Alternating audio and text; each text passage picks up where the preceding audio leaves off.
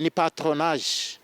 Patronage bivuga ihuriro ry'abato aho abanyeshuri bahura hanyuma bakiga ibintu bigiye binyuranye bibafasha kuruhuka ubutumwa bw'abana bukorwa muri rusange. Abana nibyo bararuhutse mbere yuko baruhuka mu gihe barimo ku ishuri, twabateganyirije byinshi. Padiri Gonzalo Beniyonsenga ni padiri wungirije muri paruwasi ya Gahanga, mu butumwa ashinzwe harimo ikenurabushyo ry'abana. Nyakubahwa padiri, reka duhere aho ngaho ubanza utubwire abana muri paruwasi ya Gahanga, agaseke mwabapfundikiriye muri iki kiruhuko muzabapfundurira ni akahe? Mutubwire uko mwiteguye kubana n'abana muri ibi biruhuko muri paruwasi ya Gahanga. Murakoze cyane, turabashimiye. Dukomeze tutangaze cyangwa tuvuge uko ubutumwa bw'abana bukorwa muri rusange.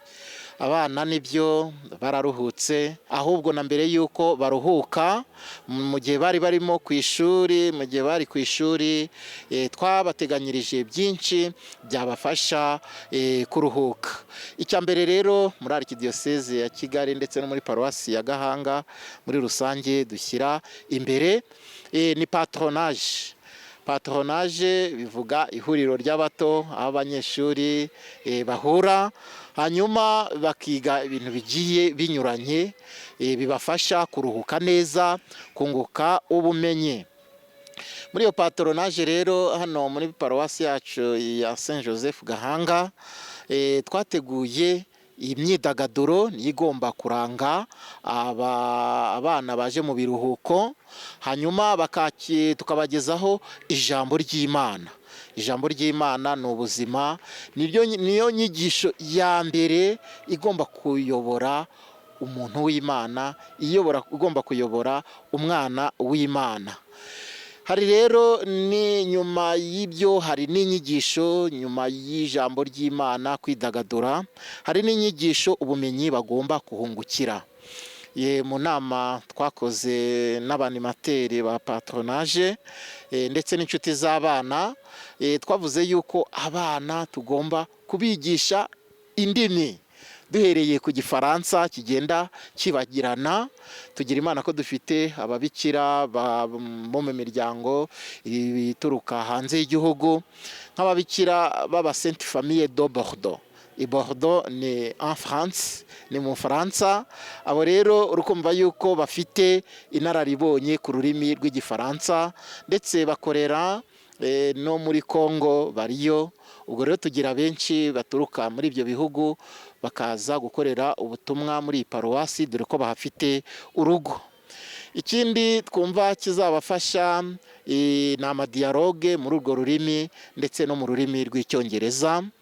Ubwo ni ubumenyi muri rusange bakunguka, bukabafasha mu buzima bwo hanze ndetse n'igihe basubiye ku ishuri, umutwe wabo, ubwonko, ubwenge ntibisinzire, ahubwo bigahora bikora. Turateganya rero no kuzabagezaho ubumenyi buciriritse.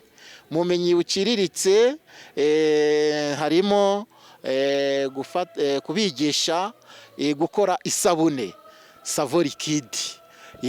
Dufite abahanga babyigiye, dufite abantu bazabidufashamo bagatoza abana gukora isabune. Uri kumva yuko nk'uwo ari umwuga ushobora no kuzamufasha mu buzima busanzwe, aramutse yagize ubumenyi buhanitse, uwo mwuga ukazabasha kumubeshaho. Tuzabigisha rero gukora amashapuri, ishapuri ya rozari, ishapuri y'impuhwe z'Imana. Twarabiteganyije, dufite ibikoresho bihagije twaguze bizabafasha kwinjira muri uwo mwuga. Ikindi inshuti z'abana zangejejeho nuko muri bo bifitemo bafite umwuga wo gukora mayoneze. Ubwo rero rwose nk'abo barimu twarabifashishije, turabahamagara kugira ngo bazaze badufashe bigishe abana bacu gukora mayoneze. Kumva ko ni umwuga wabafasha nabo kwibeshaho mu gihe bagize ubushobozi. Ndumva muri rusange ari ibyo bikorwa muri patronaje tuzagenda tugarukaho. Murakoze. uyu munsi nibwo patronaje muyitangiye ku mugaragaro, izakorwa kangahe mu cyumweru, iminsi ibiri hari niyo mwabonye kwiye mufata iminsi ibiri mwashingiye ku nyakubahwa padiri? Twafashe iminsi ibiri muri paruwasi ya hano ni n'umuco, kuwa kabiri no kuwa gatanu.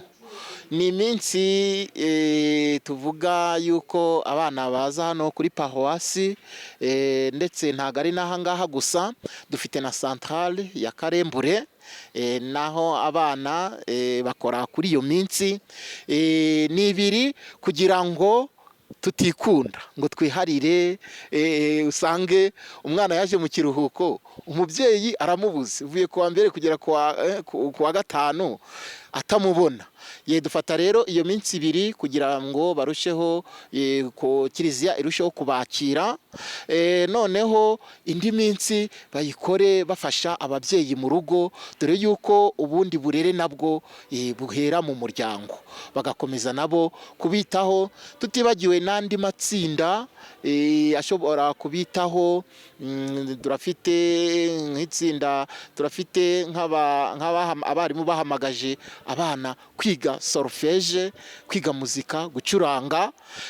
Ubwo rero aho naho tubarekera indi minsi kugira ngo bajye gushaka n'ubundi bumenyi ahandi. Niyo mpamvu dufite iyo minsi ibiri, ariko nta nubwo ari na mikeya. Hari icyo abana basabwa, birumvikana abana basabwa kwitabira ari benshi, ababyeyi nabo basabwa kubohereza, ariko padiri noneho ni mu byigire munabisasire, icyo musaba abana bazitwara gute, bo barasabwa iki kugira ngo patronaje izagende neza? Abana rero turabasaba kugira ngo bakomere ku ndangagaciro za gikristo, kugira urukundo, kubana mu mahoro. Iyo bageze hano ntago ari akanya wenda ko kuvuga ngo ni ukwiyenza kuri mugenzi wawe usange barebanye nabi, ahubwo turabasaba kugira ngo patronaje bazayikore mu mahoro. Turabasaba rero kuzarangwa n'umutuzo, noneho bakagaragaza yuko ari abana barezwe bafite umuco wa gikristo n'indangagaciro z'umwana w'umunyarwanda. Turabasaba rero kugira ngo ibyo bize, ubumenyi bavomye hano ntibibe amasigaracyicaro, ahubwo babifate mu mutwe ibyo bize, kandi bagende babiganiriza na bagenzi babo batabashije kuza muri patronaje, ndetse ibyo bize babiganize na bakuru babo, babiganize n'ababyeyi babo, bagira icyo babunguraho, ndetse bababwire bati ariko natwe abakuru babo bati natwe kera twajyaga muri patronaje, natwe twigaga gutya. Noneho rero bati muzababwire wenda babongereremo n'iyi nyigisho n'iyi izabafashe. Bityo rero ibyo nibibaranga patronaje izagenda neza kandi izasoza neza. Dusaba n'ababyeyi kubohereza hano ku kiliziya, ni ahantu haba ari heza, kandi bahakura ibintu byiza by'ingenzi byabafasha mu buzima bwabo. Murakoze. Ntabwo twasoza tutakubajije muri iki kibazo, kuvuga ngo wa mwana yaje guhera saa 2 kugeza saa 5, uburyo mwateguye se imikino n'imyidagaduro, abana bakurwa no kumva ngo ni ikintu kizafata? Yego, ibyo nabyo twarabiteguye, kandi n'umwaka washize bararyohewe neza ko tubafata neza.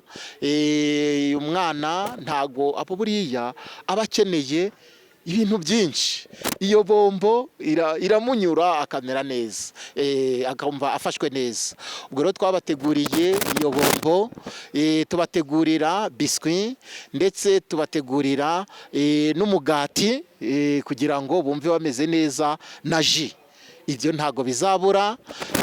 Noneho rero n'ibindi bihembo, igihe turi kubaha ubwo bumenyi, umwana ushubije neza tumugenera ikaramu, tukamugenera n'ikayi.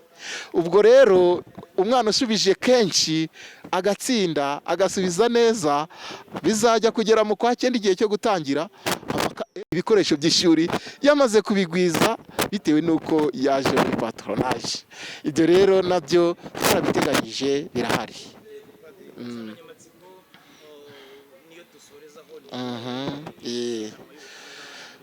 Insanganyamatsiko muri Arikidiyoseze yacu ya Kigali turi muri yubire. Intero ya mbere ni yubire nziza. Noneho abana tukabakangurira kuba abahamya b'ivanjiri. Icya gatatu ni uko bagomba gukuza ubuvandimwe n'amahoro iwacu mu rugo, bahereye mu rugo, ivanjiri ikamamazwa, amahoro akabaranga mu rugo, ubuvandimwe bugakura nk'abana b'Imana. Ni yubire rero, ni yubire nziza, tukaba intumwa zamamaza ivanjiri, ubuvandimwe n'amahoro.